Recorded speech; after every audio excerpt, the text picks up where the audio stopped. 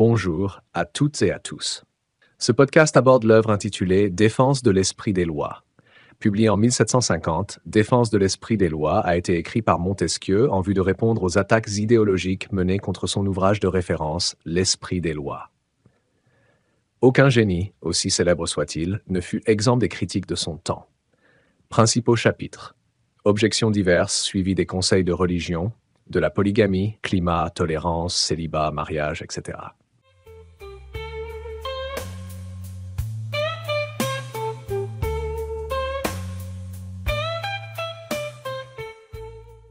L'œuvre occupe réellement une place centrale et symbolique dans les années qui séparent la publication de l'Esprit des lois de la mort de Montesquieu. Réponse à l'attaque virulente des nouvelles ecclésiastiques, elle sert ensuite à Montesquieu lui-même de référence lorsqu'il essaie d'éviter la censure romaine de l'index et celle de la Sorbonne. À cette lutte, il a consacré beaucoup de temps et de peine. Au-delà de l'ouvrage qui porte ce titre, on peut dire que pendant 4 ans, de la fin de 1749, époque à laquelle il l'écrit, jusqu'à la fin de 1753, où il rédige ses réponses et explications données à la faculté de théologie, il n'a pas cessé de défendre l'esprit des lois contre les censures ecclésiastiques.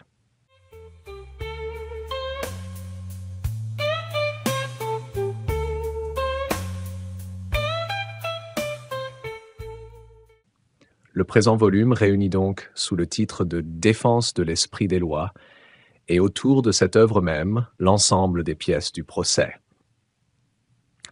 Articles des Mémoires de Trévoux et des Nouvelles ecclésiastiques, rapports des consulteurs de la congrégation de l'Index, censure de la Sorbonne. On y a joint les remarques sur de certaines objections que m'a fait un homme qui a traduit mes Romains en Angleterre, qui touchent à des sujets érudits, mais lourd de conséquences sur la valeur des monnaies romaines, et la loi Voconia en réponse à la longue et pointilleuse introduction d'un éditeur et traducteur londonien des Romains en 1752. Enfin, les passages du manuscrit 506 de la bibliothèque de la Brède, que leur contenu rattache manifestement aux pièces précédentes.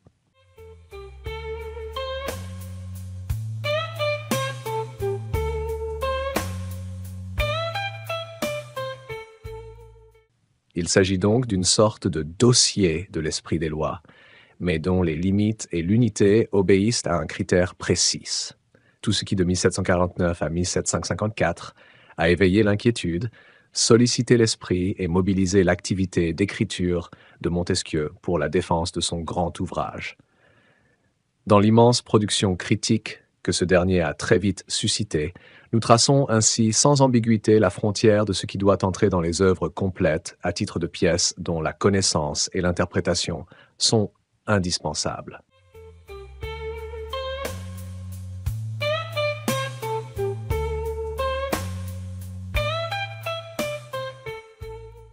On a presque toujours accordé à Montesquieu, faute d'un examen suffisant, une confiance aveugle, ce qui se conçoit mal de la part de lecteurs éclairés, et pour un texte qui affecte aussi ouvertement une allure logicienne. Nous avons donc été amenés à appliquer à des textes périphériques les méthodes de l'édition critique en vertu d'une sorte de contact et d'échange nécessaires avec ceux de Montesquieu. L'ouverture des archives du Saint-Office permet de réunir pour la première fois les rapports des consulteurs successifs de l'Index, les étapes de l'examen par la faculté de théologie de Paris étant à présent mieux connues. On peut également réunir et situer précisément les documents imprimés et manuscrits. Pour la première fois aussi, nous donnons la longue préface de l'éditeur anglais des Romains, The Printer to the Reader, qui conteste l'érudition romaine de Montesquieu dans l'Esprit des lois.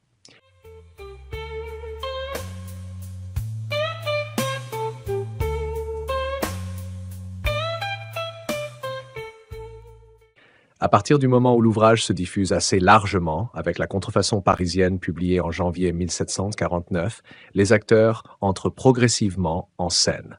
Le journal des Jésuites relève très vite en avril quelques propositions qui blessent directement ou indirectement la religion, mais dans une simple lettre au Berthier et avec une modération et des égards marqués. C'est dans un long compte-rendu que le gazetier janséniste dresse en octobre un acte d'accusation en règle. Au début de 1750, sur une dénonciation venue très probablement de Paris, la congrégation de l'Index charge un consulteur de rédiger un rapport. Enfin, en août de la même année, l'Assemblée générale des docteurs de Sorbonne nomme une commission chargée d'examiner plusieurs ouvrages irréligieux, dont l'Esprit des lois.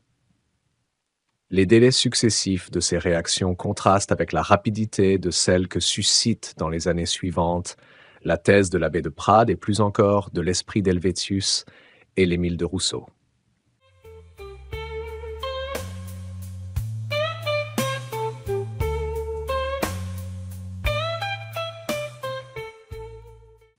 Le nom de Montesquieu n'est évidemment jamais prononcé. L'Esprit des lois a paru anonyme, et l'on se garde de porter atteinte à la personne de l'auteur. Le procès se poursuit sous une convention d'anonymat générale et permanente. Les parties se combattent sans se nommer. Dans sa défense, parue au début de février 1750, Montesquieu ne désigne les nouvelles ecclésiastiques que comme deux feuilles ou deux écrits. Dans une très rapide réplique à l'apologie de Montesquieu, les jésuites éludent une querelle théologique que lui-même avait éludée avant eux. Des très lentes procédures de la Sorbonne jusqu'au projet de censure du 1er août 1752 et à la décision de la publier de juin 1754. Décision jamais appliquée. Rien n'est connu du public, sauf par quelques nouvelles et réflexions acerbes de la Gazette janséniste. La censure romaine, qui d'un rapporteur à l'autre traîne jusqu'en novembre 1751 par essence secrète, n'aboutit en mars 1752 qu'à un décret de condamnation collectif qui ne reçoit aucun écho en France.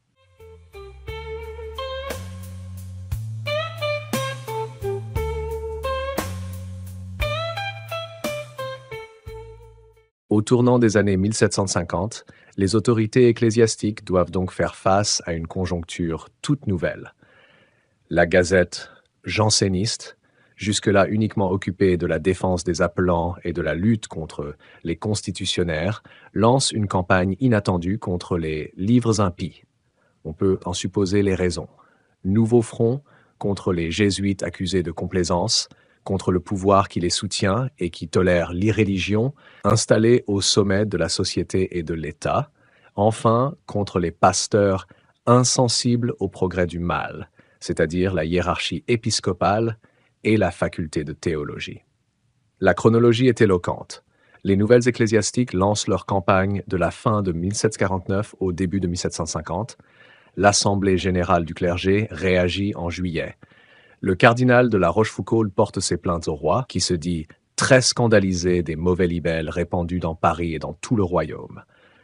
Le 1er août, l'Assemblée générale des docteurs de Sorbonne nomme des députés pour rechercher et examiner les livres qui ne visent qu'à la ruine de la religion.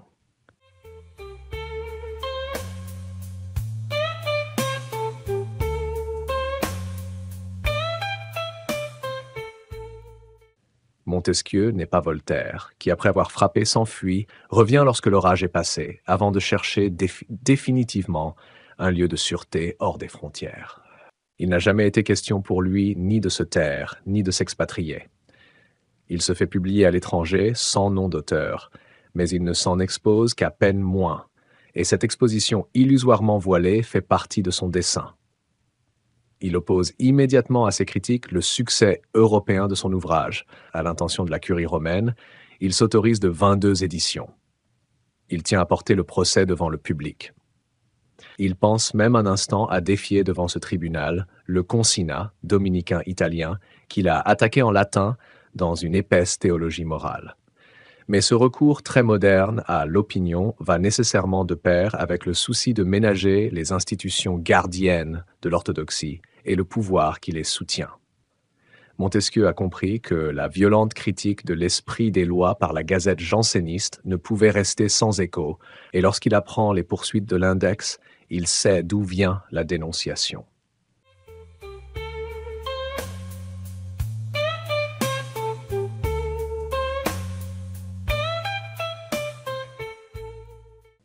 Oublieux de notre histoire, nous avons pris l'habitude de considérer la science sociale comme étrangère à nos mœurs et à l'esprit français.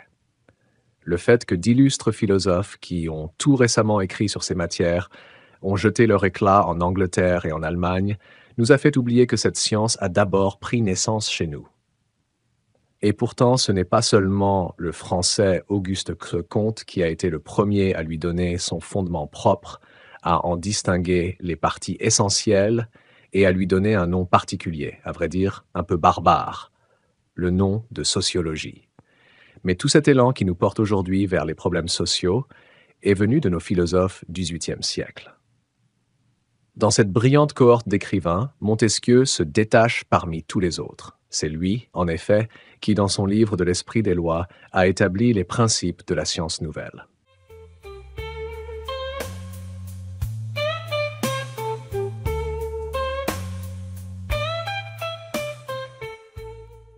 Durkheim décèle néanmoins, au sein de la tradition philosophique, les prémices d'une autre démarche.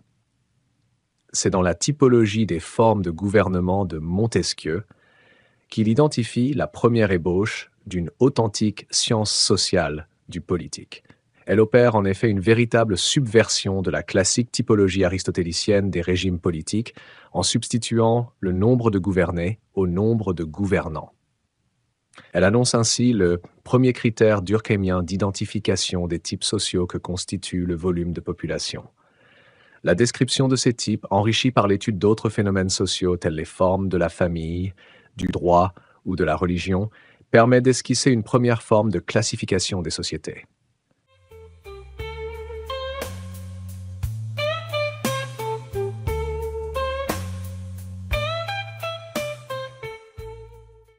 Il est d'usage de considérer Montesquieu comme le fondateur d'une science politique nouvelle. Mais en quel sens peut-il être dit fondateur? Le projet d'une physique politique existe déjà, en un sens, chez Hobbes. L'art d'établir et de maintenir les républiques repose, comme l'arithmétique et la géométrie, sur des règles déterminées, et non, comme le jeu de paume, sur la seule pratique. Ce projet se fonde sur la distinction structurante entre science et histoire. La connaissance rationnelle, qui connaît les causes de façon nécessaire, est irréductible à la prudence fondée sur l'expérience. Dans le Léviathan, Hobbes pose un rapport d'exclusion entre philosophie et histoire. La philosophie politique ne peut être scientifique qu'à la condition d'exclure de son champ la méthode et l'objet de l'histoire. Le droit qu'elle établit n'a rien de commun avec le droit positif.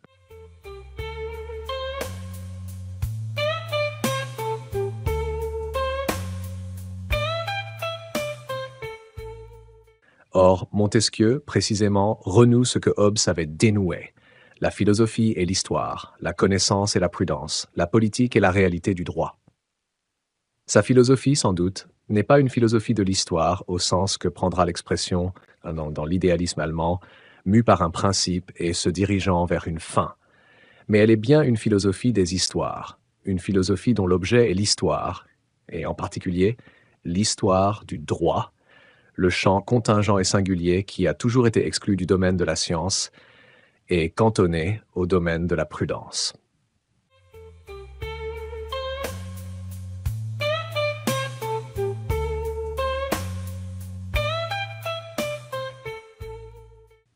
Je vous remercie d'avoir suivi cette vidéo. N'oubliez pas de la partager sur vos réseaux. Abonnez-vous pour m'encourager. Merci encore et à la prochaine vidéo.